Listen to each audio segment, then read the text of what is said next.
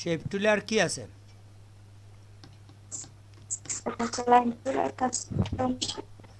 লাইনটা তো আমাদের কাছে সিম্পল বিষয়। লাইন হচ্ছে আমি ড্রয়িং করব একটা লাইন। সোজা যদি যেতে চান আপনি শিফট ধরবেন, শিফট ধরলে স্ট্রেট যাবে, ঠিক না? আর শিফট ছেড়ে দিলে ইচ্ছা মতো আপনি চলে যেতে পারেন, এটা তো জানেন।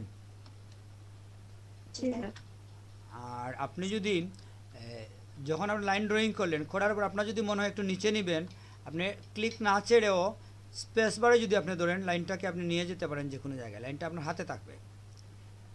এরপরেও আপনি আবার ড্রয়িং করতে পারেন, বুঝছেন? স্পেস বারে ধরে স্থানান্তর করেও আপনি ড্রয়িং করতে পারেন। শিফট ধরে সোজা রাখবেন, ধরেন আপনি এই জায়গায় নেবেন, আপনার মনে হলো যে একটু নিচে নিয়ে দেখবেন, আপনি কি করলেন, এখানে তো আসেনি, আপনি স্পেস বারে ধরে এটাকে ওখানে নিয়ে গেলেন, নিয়ে গিয়ে আবার আপনি শিফট ধরে ড্রয়িং করলেন। বুঝতে পারছেন?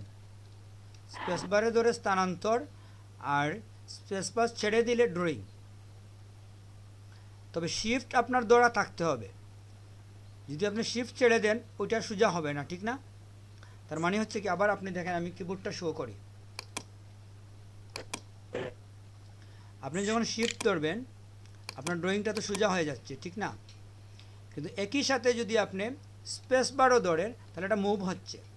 স্পেস বারটা আমি এখানে দেখাতে পারতেছি না, কিন্তু শিফট কিন্তু দৌড়াই আছে। স্পেস বার যখন ছাড়বো, দেখেন আমি শিফট ছেড়ে দিই, এটা সোজা থাকতেছে না। এই জন্য আপনাকে শিফট ধরে থাকতে হবে, মাঝে মাঝে স্পেস বার ধরবেন আবার ছেড়ে দেবেন। বুঝতে পারছেন?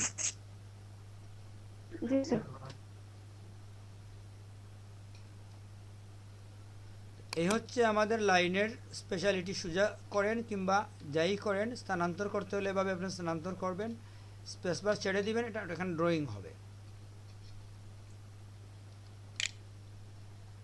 লাইনে আমাদের আর বিশেষ কিছু নাই। লাইনের ফেদার দেওয়া যায় এখানে, এগুলো আমাদের দেওয়ার প্রয়োজন নাই। আমরা চলে যাই এরপরে, যেটা হচ্ছে কাস্টম। কাস্টম তো আপনারা বুঝেন, কাস্টম হচ্ছে আপনি নিজস্ব শেপ এখানে ড্রয়িং করবেন। এখান থেকে আপনি অনেক শেপ নিয়ে আসতে পারেন, রিসেট করতে পারেন, লোড নিতে পারেন, শেপ তৈরি করে আপনি লোড করতে পারেন, শেপ সেভ করতে পারেন, রিপ্লেস করতে পারেন। ক্যাটাগরি ওয়াইজ এখানে অনেক শেপ আছে, এগুলো আপনি আনতে পারেন।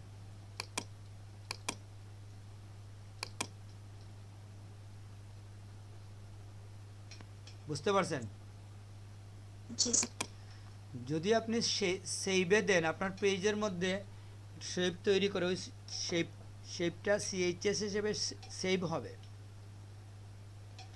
ওইটা আসলে আপনি একটা শেপ ড্রয়িং করে আপনারা ট্রাই করে দেখবেন। আমরা যেভাবে গ্রেডিয়েন্ট সেভ করছি ওইভাবে এটাও আপনি সেভ করতে পারেন, লোড করতে পারেন। আপনারা নিজে ট্রাই করে দেখবেন এটা। আর যেটা হচ্ছে, মোটামুটি এই শেপগুলো দিয়ে যে শুধুমাত্র আমরা শেপ ড্রয়িং করি তা না, এই শেপটা আমরা জানি যে আমি যে কোনো জায়গায় নিয়ে যেতে পারি, ঠিক না? গিয়ে ওই ছবিটা থেকে কেটে নিয়ে আসতে পারি শেপের ভিতরের অংশটাকে। এটা আসলে মোস্ট অফ দ্য টাইম সেই শেপের ক্ষেত্রে ব্যবহার করি আমরা। মানে যেটা হয় যে আমরা কি করি, এটাকে ব্যাকগ্রাউন্ড কালার 0 করে দিলাম, এটাতে কালার রাখলাম না, মেক সিলেকশন দিয়ে আমরা ধরে অন্য জায়গায় নিয়ে যেতে পারি।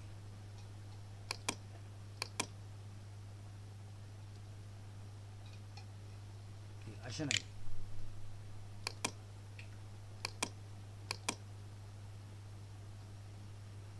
হ্যাঁ, ব্যাকগ্রাউন্ডে থাকতে হবে, ব্যাকগ্রাউন্ডে থাকতে হবে। এ ধরনের ডিজাইনগুলো আসলে আকর্ষণীয় হয় যখন আপনি নেবেন কোথাও, এটার একটা আলাদা একটা অ্যাট্রাকটিভ হবে, ঠিক না? এই শেপটা তো আপনি নিজে ড্রয়িং করতে পারবেন না, অনেক জটিলতা আছে। এই জন্য আপনি নিয়ে নিলেন এক জায়গা থেকে কপি করে, তখন এটা যখন প্রয়োগ করবেন পেজের মধ্যে আপনার অনেকটা সৌন্দর্য আসবে, ঠিক না? আর্টিস্টিক ভাব চলে আসবে।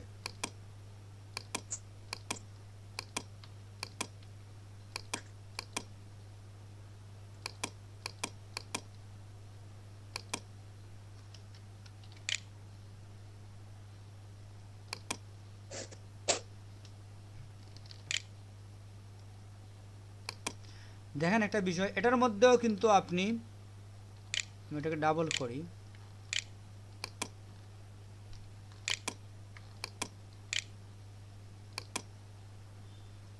এটা কারেন্ট লেয়ার দিতে হবে, অ্যাক্টিভ লেয়ার।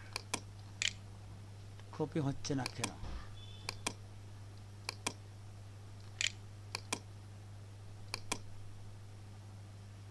আচ্ছা, যা আছে সাইজ তাই রাখলাম। জুম বড় করে দেখাই যে এখানের মধ্যে যদি আপনি এটার মধ্যে যান, গিয়ে এটাকে সিলেক্ট করেন,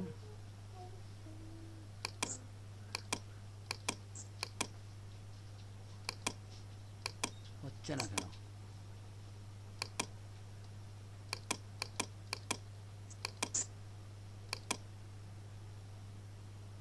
যেমন কারেন্ট লেয়ারে দেখি, এটা হচ্ছে কোনটা? এটা হচ্ছে এটা, ঠিক না? হ্যাঁ, এখানে সিলেক্ট তো হওয়ার কথা, এই সিলেকশনের মধ্যে একটু সমস্যা হয়ে যায়। শেপে দেখি,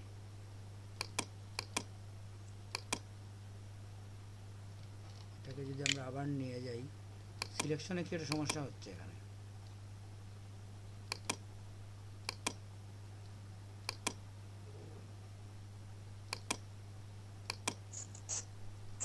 কপি করে নিয়ে যাই,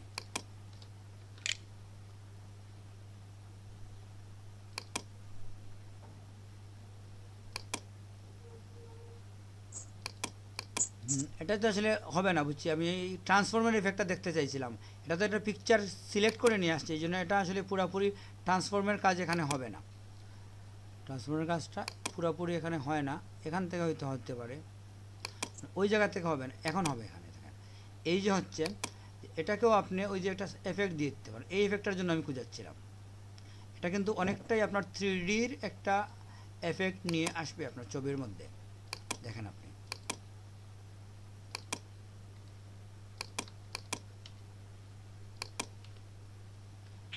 এই যে এফেক্টটা আসছে, এটা কিন্তু অনেক আকর্ষণীয়, ঠিক না?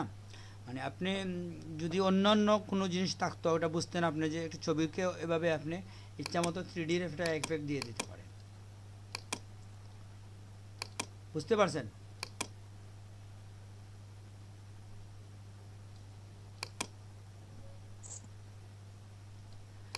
যাই হোক, এই হচ্ছে আমাদের আজকের ক্লাসে আমরা যেটা দেখলাম, যে এভাবে আপনি যখন একটা টুলসে যাবেন, ওই টুলসের প্রেজেন্টেশনটা দেখাবেন ডিটেলসে।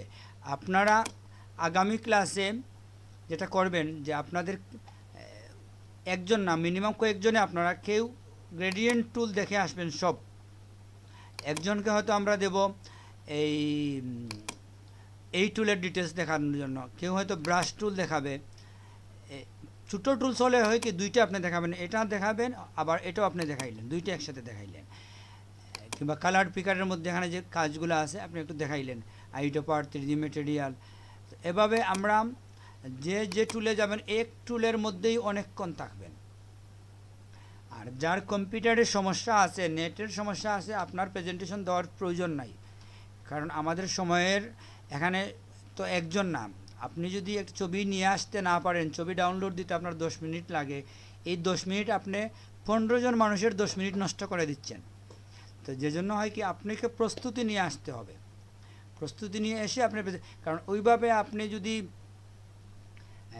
আমাদের টার্গেট হচ্ছে অনলাইনে আর্নিংয়ে যাওয়া, আপনার এইভাবে প্রস্তুতি নিয়ে, আপনার যদি পিসি ভালো না হয়, আপনার যদি কী বলে ইন্টারনেটের স্পিড ভালো না হয়, তাহলে তো আপনি অনলাইনের এই যে টার্গেট আমাদের, ওইটাতে আপনি যেতে পারতেছেন না। তো হয় আপনি ওই লাইনগুলো ঠিক করবেন, আপনার ইন্টারনেট লাইন কিংবা কম্পিউটারের যে প্রবলেমগুলো আছে, একটু সিরিয়াস হতে হবে আপনাকে কিছু ইনভেস্ট করতে হবে যদি আপনি পেতে চান।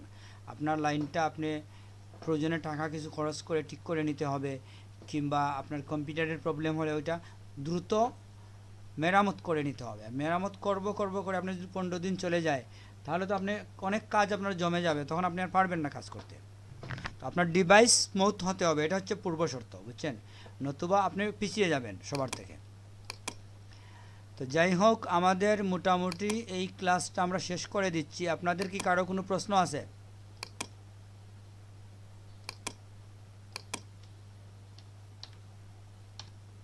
আমাদের আজকে ক্লাস নম্বর কত? 17 নাকি 18? 17 সম্ভবত। Number class sir. হ্যাঁ, 17ই হবে।